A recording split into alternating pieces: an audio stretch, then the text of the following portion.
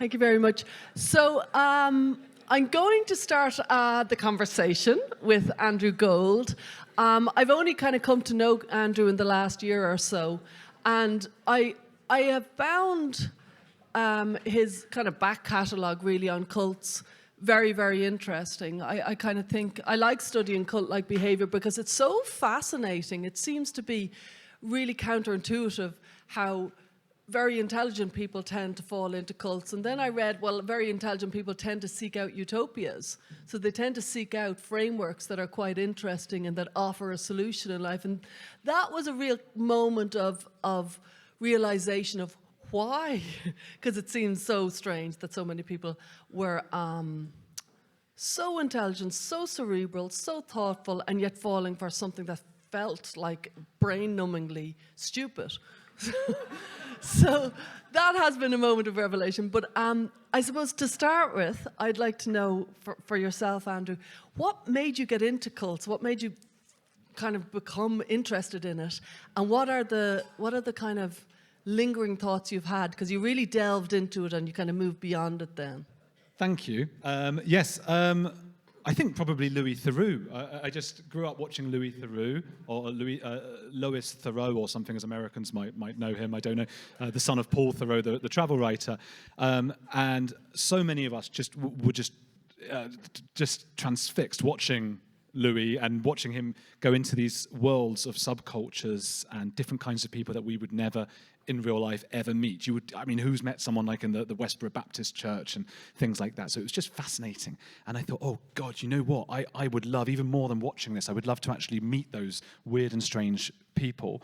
I think it came from a feeling since I was very young of not wanting to moralize. I hate that feeling of sitting there with somebody who's probably done something bad, and now I'm the good guy who has to be like, that was bad what you did. I know we need people in a society who can do that, but I've always struggled with that. I just want to understand why and why they think a certain way. And sometimes I wish we could all look a bit more at what is it? What's actually happening in their head? As you say with cults, I think almost the PC thing to say among cult experts is, look how intelligent all these people are who fell into these cults. And I think it is true, of course. And because of the sort of victim-perpetrator fine line, they've fallen into a cult. They're a victim, but they're also perpetrators who did pretty bad things when they were in those cults. But because of that victim side, you're supposed to just say intelligent, reasonable, normal, logical people. It's just palpably not the case. I mean, they are intelligent, as you say, and I know a lot of cult experts would be very upset with what I'm saying here, but the truth is these are people who have a real need, maybe a desire for purpose. They want to be above people in a hierarchy of some sorts, and that's what cults usually allow you to do. You get to look down on the people who are not au fait with your new cult knowledge. You get to go into school when you're a kid, for example, and use all this new language, or this Scientology language, or whatever cult you've joined, and lord it over people and become special by virtue of doing very, very little. So I guess that's how I got into cults. As I think we'll talk about, I made a documentary for the BBC about Exorcism, and that sort of launched a YouTube channel about all different kinds of cults, which then launched a focus on the culture wars, because these seem to be where the cult is not allowed to be spoken about, which is obviously the most interesting terrain for a journalist. Yeah, I have watched your film on exorcism, and it's uncannily similar to what you could call the classic ROGD teenage girl. So would you just explain for anybody who hasn't watched that film? I really recommend it. Tell them where they can get it, but also if you could just give us an analysis of that actual film, because it's from a different culture, it's a very different scenario, but there are striking familiarities and echoes in the behavior and in the mindset, and also in the long-term outcomes with the classic ROGD kid. Yeah, that's right. So I was living in Argentina at the time. The idea was to become a sort of Louis Theroux competitor who could speak languages. So I went around the world to learn 5 different languages so I could go and do all this sort of weird South America subculture stuff. So I was in Argentina in the end for 6 years, and I'd turn on the TV every now and then, and often there was this exorcist called Padre Manuel. And he would just be on your typical talk show, the equivalent of like, I don't know, Have I Got News for You? Or I don't know any American shows, but Saturday Night Live, that's a comedy one, so it wouldn't be that, but you know what I mean. And he'd just be like, oh, and make sure you've got your pumpkin ready to ward off the devils, and you've put garlic in your face, and all of this mad stuff. And you'd have these, really respected journalists with them, just nodding along, just like, you got your pumpkins ready? Yeah, got the garlic, and got... Get rid of the vampires. All right, good. Well, thanks everyone. A good show. And I was just watching it, astounded. And it's a funny place, Buenos Aires, because obviously there is this really modern, progressive centre, but in the sort of the impoverished suburbs, I'd say it's a different world. Suddenly, you are really in the third world, very quickly and very suddenly.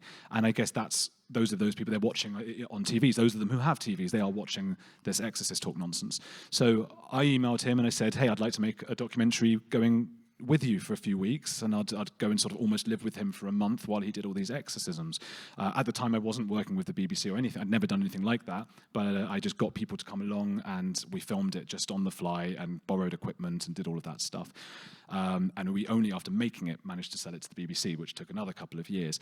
But at the time, I met this exorcist, very arrogant, pompous man, as you can probably imagine. You have an image in your minds. That's about what he was, sort of chubby-cheeked. I don't know if that was relevant, but he was.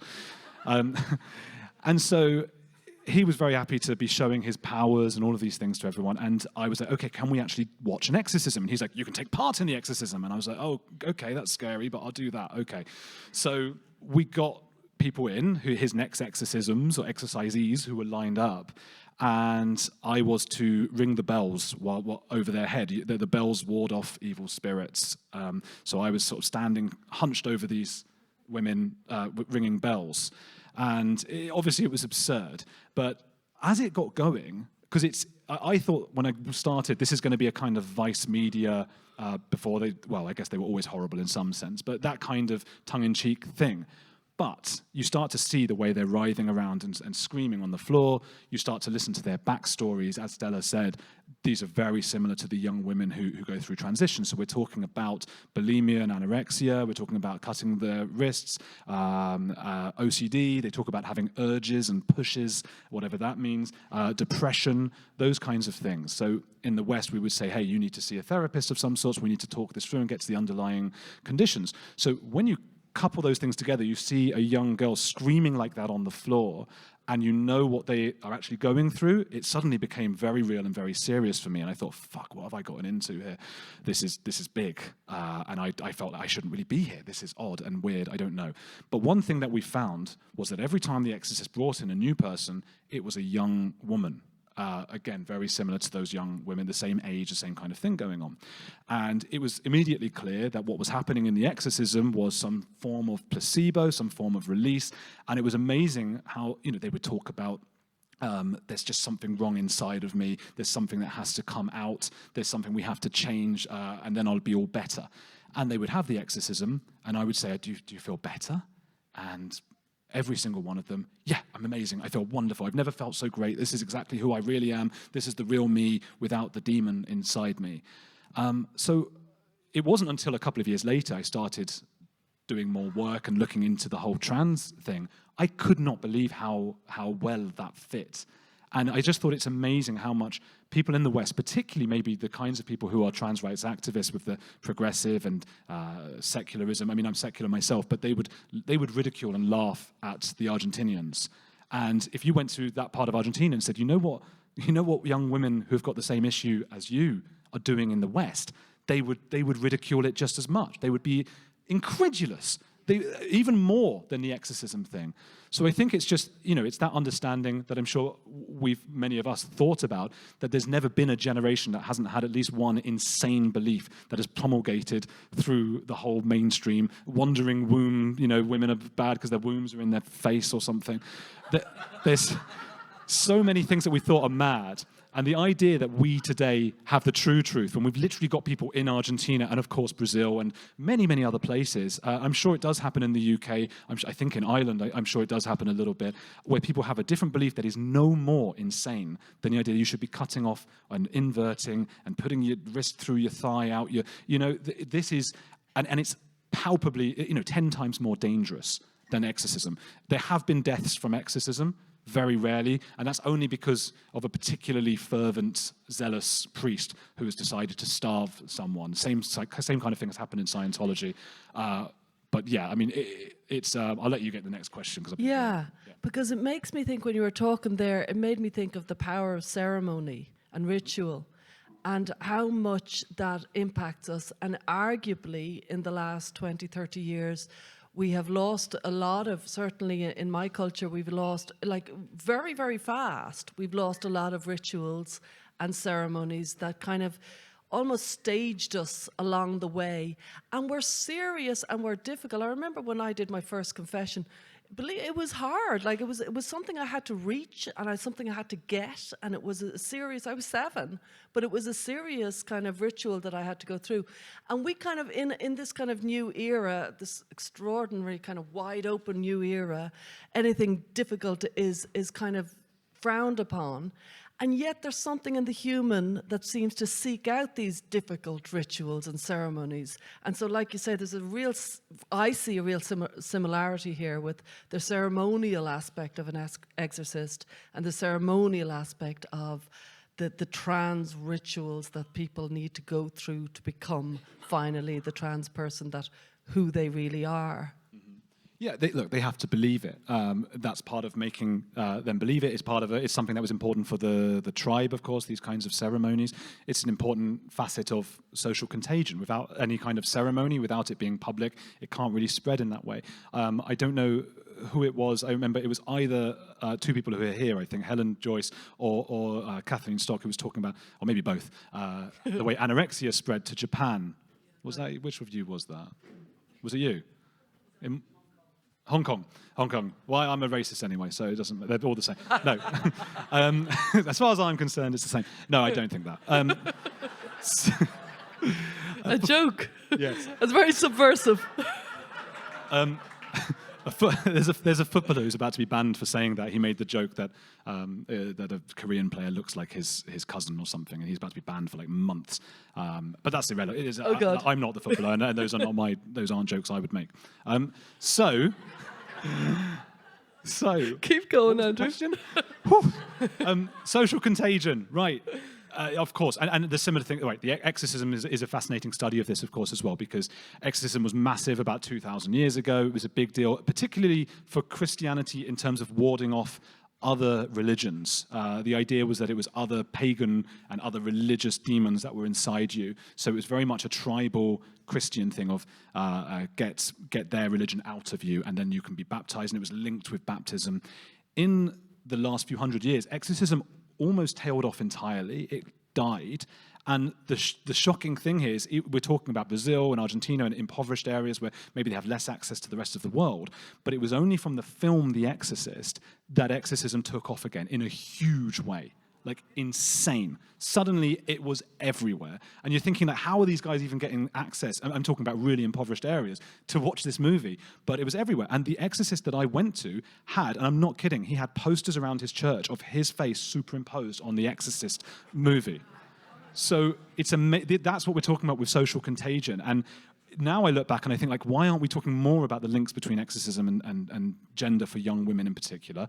I gave a talk the other day, and I said a lot of this. It's like How the Light Gets In festival, and then the Q&A was very hostile because it was quite a woke audience, and they were just putting their hands up and saying, yeah, but can't you see that all those things in the past, they actually were bad, and we've got the truth. They were basically saying that we've got the true truth. And I was saying, do you listen to yourself? Like, of course we all think we have the true truth, and why is this gender lark any more serious than exorcism, any more real than exorcism? It's not. Look, the difficult part is that in both cases, people report feeling better afterwards. And that's something we have to contend with and something to think about.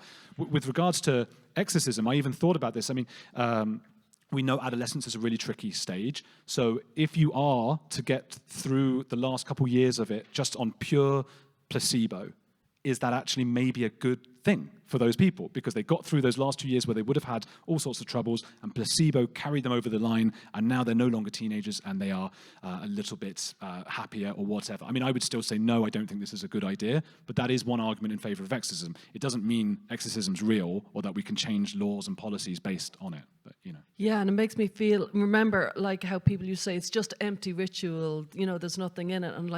And yet there's something within us that seems to need it, even for the placebo effect. If you follow me, that we need something to kind of recognize the big emotions that are within us. And something like an exorcism or a trans identification process almost mirrors the largeness of somebody's emotions. And it feels like it's kind of giving it gravitas and they're looking for that sort of gravitas. But I know that a lot of people will be interested in the outcomes. So I'm interested, I know they feel that kind of trans euphoria straight afterwards. They feel great. Their self-reports are, this was brilliant, I needed this. But what happened after, like 4 years later, 6 years later, to those young girls who were mostly teenagers as far as I could gather and in their early 20s that had exorcism? Well, 6 years later, which is actually now, I haven't checked in because I'm as bad as all the WPAD thing at sort of checking up on everyone. But I think because I wasn't the exorcist, I don't have to do that. But I did check about 2 years later. I went back and I checked in on 3 women. So one of them was Candela. She was the one. She was like the heart of the film because she was 17 and just so sweet and nice and just wanted to be happy. And her family were just lost. Like, what can we do for her? What can we do? And I went back, and she was just like, "No, it's bullshit. I don't know what I was thinking." So that's 2 years later, and we thought, well, thank God it wasn't anything permanent that you had done to you because you were a kid, you didn't know what you were doing. And then and you get this in trans as well. We had there's one woman who it sort of failed or to make her happy after a few months, and so she went back to the exorcist every few weeks, and eventually, and this chimes with what Kira Bell has said, she went back. Eventually the exorcist lost patience and said, look, you're doing something wrong, you're evil, there's something wrong with you, get out because I can't help you anymore.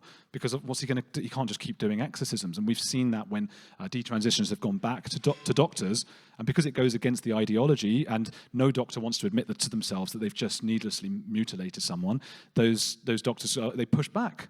You were in one of those, I don't know, actually I don't know what's on what you can talk about actually, but I think you were telling me before you've experienced that firsthand. Oh yeah, well, there's so many similarities because as many people here would know, when maybe somebody has a kind of a trans intervention as a ritual, then it propels them forward for some time and there's some genuine well-being and they feel the better and they're actually making sense of life, and then it fades and they seek another intervention to maintain the kind of the well-being, and another intervention, and arguably it could keep on going until actually now I have to keep on having interventions, I have to go the other way and into detransition for further interventions. And I kind of, the detrans experience is so complex I wouldn't even begin to start talking about it right now, but it's something that we'd have to be aware of. Continuous interventions does bring about short-term highs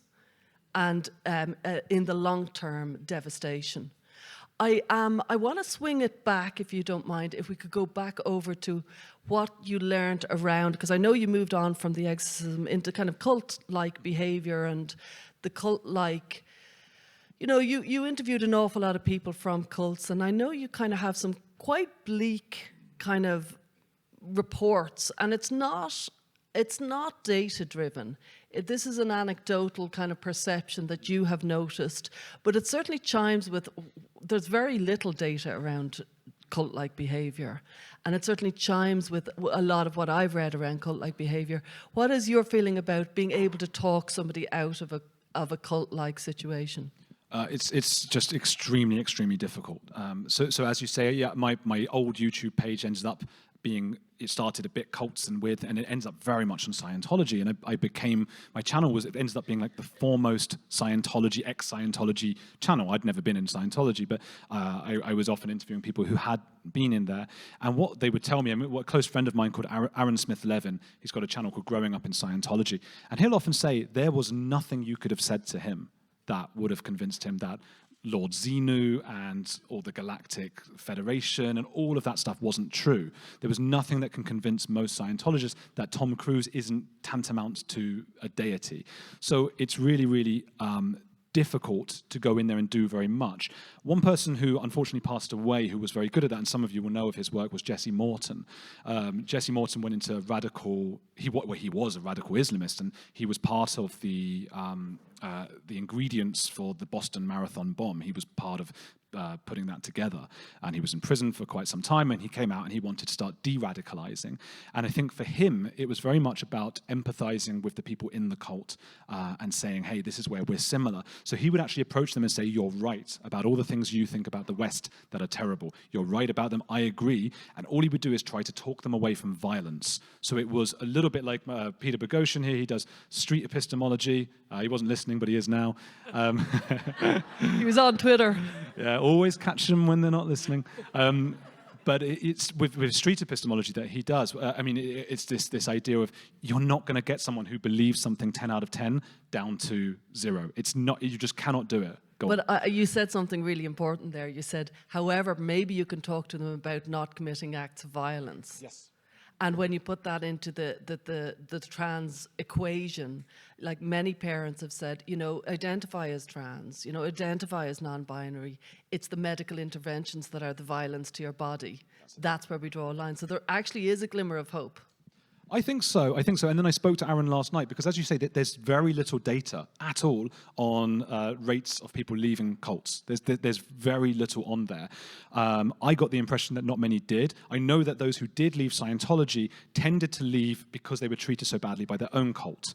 And that often happens in the trans cult as well. One example of this is woke Jews, right? I'm Jewish myself, but a lot of my friends who are Jewish were quite woke. And then with the Israel-Palestine stuff, they would suddenly find themselves at university and all of that, and their friends are saying things that they know is palpably wrong and goes against their other tribe, which is their family.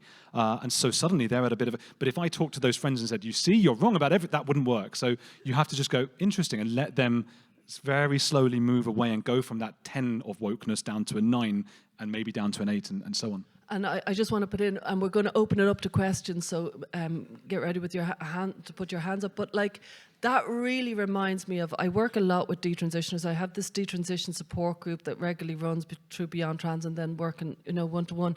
And time and again, I'm sad to say, time and again, they tell me why they woke up, why they pulled away was because of the physical challenges that they were being faced with. That was the thing that woke them up to, I don't need to continue down this road. So often, now it's not all the time, there's lots of people, and Laura Becker will be speaking on Sunday, and she'll talk about, what brought her to detransition. But it's very noticeable to me how many say, my medical complications made me start thinking. It wasn't what my mother and father said, it wasn't what my therapist said or whatever. That's really what actually, confronted me with some sort of shock to the system that gave me the day of reckoning that I believe that they were searching for in the first place, a kind of reckoning with themselves that they were searching, and that's how they found it. It's very bleak, but it seems to be very common among detransitioners. So to finish, before we have any questions, any last thoughts you have about cult-like behaviour or how to kind of bring about better outcomes? I would just add that once they leave the cult, so there was a guy called Mark Headley, he's another Scientologist, Mark and Claire Headley. They were both very high up in Scientology, but Claire was higher than Mark. She was OT, operating Thetan level 5. He was 3, so she was above. And when you go up, as with all cults, the higher up you go in the cult, the more knowledge you're afforded about the cult. And that's the great thing. You get to lord it over everyone else with how much knowledge you have. Anyway, they eventually left Scientology together because they were basically abused in Scientology the whole time. And the thing is, you don't know about the Lord Xenu story in Scientology until you get to OT5, I think it is. So Mark didn't know, and his wife Claire did. So when they left, the next day, they watched the South Park episode about Scientology. And they were told that if you learn about this too early, and the point I want to make here, by the way, is that once you leave a cult, the belief still takes a long time to, they left Scientology still very much almost worshipping Scientology and believing in Scientology, and it's only when they started to find other, let's call them cults, but groups, communities, other kinds of things they could leave and be accepted in, did the beliefs start to fade. But they were told, and it's a very clear and specific thing with, if you learn too early about Lord Xenu, you will get pneumonia and die. That's it. So he watched it, he was amazed, and he's asking his wife, is this all true? And she's going, yeah. And the next morning, he remembers he woke up and he goes, oh my God, I'm not dead, I don't have pneumonia. It was all complete bullshit, I can't believe it.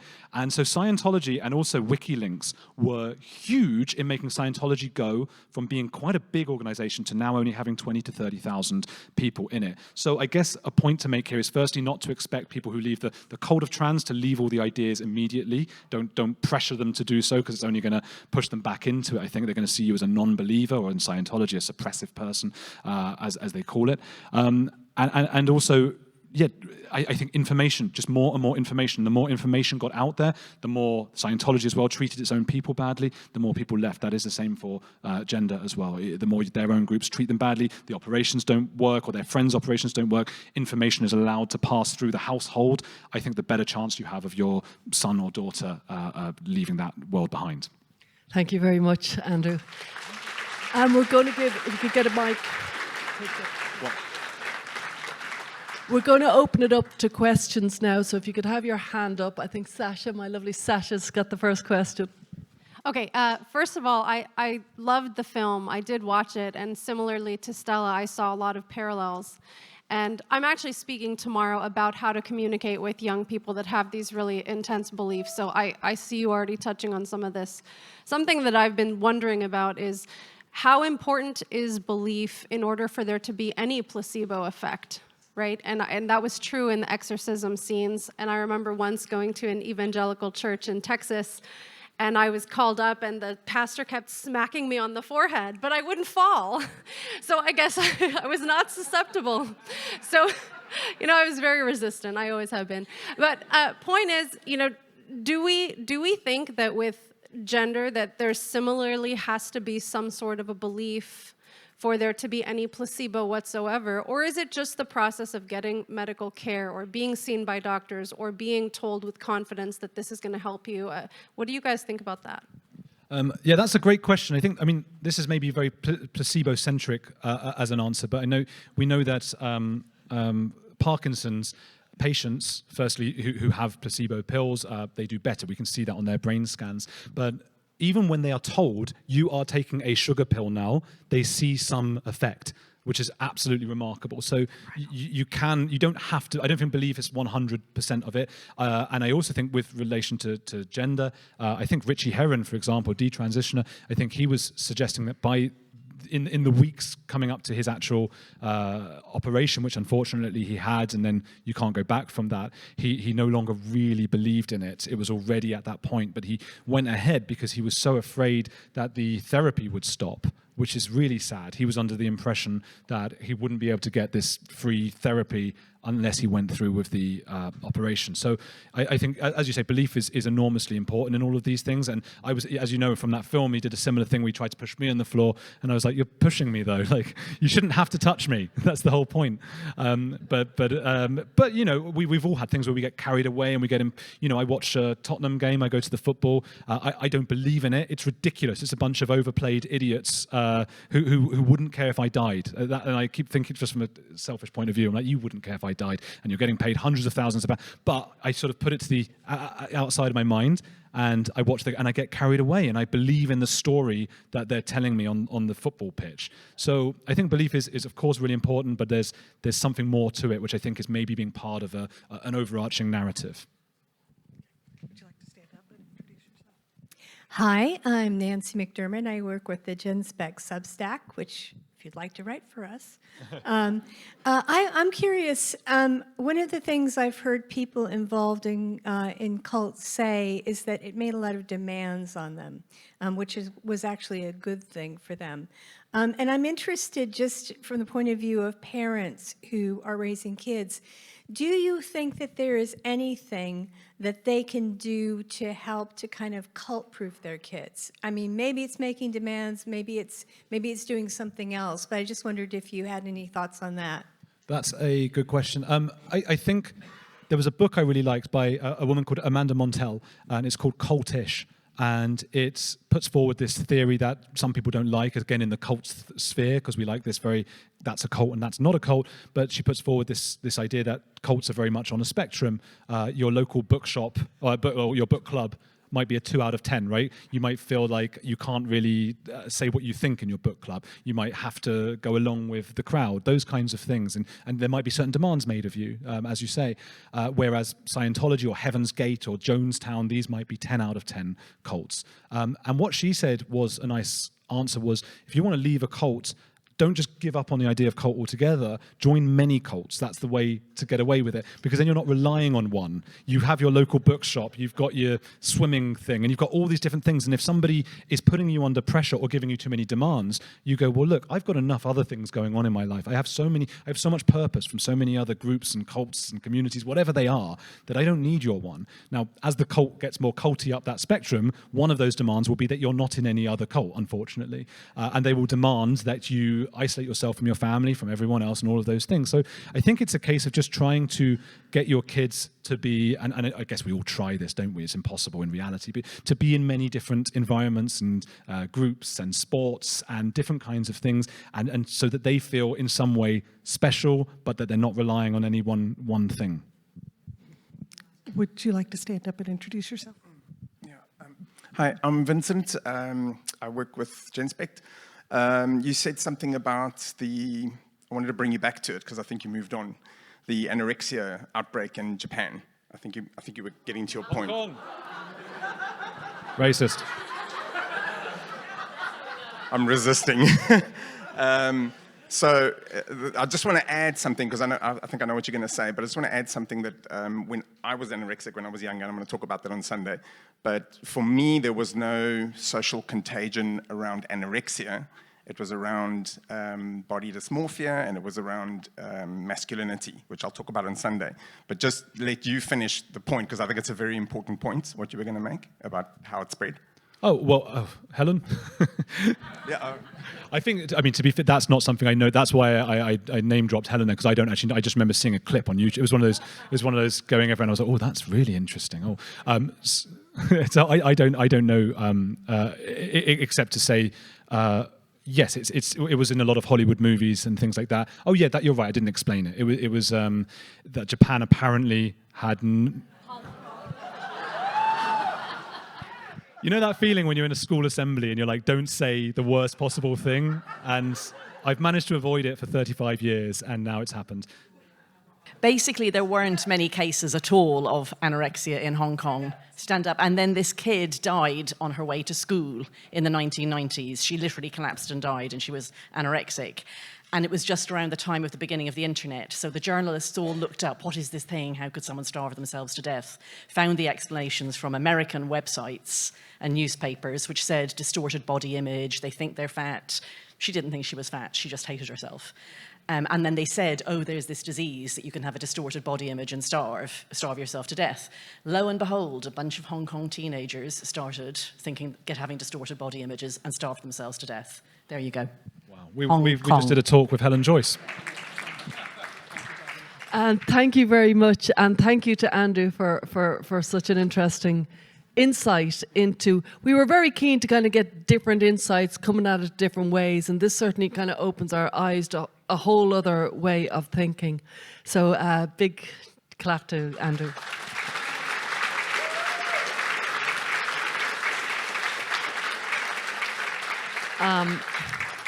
The lingering, I suppose, lesson I had from that was really The Exorcist coming into South America. And even though it's a horror film that probably has kept us all from our sleep when we were younger, it didn't matter. It was a negative portrayal.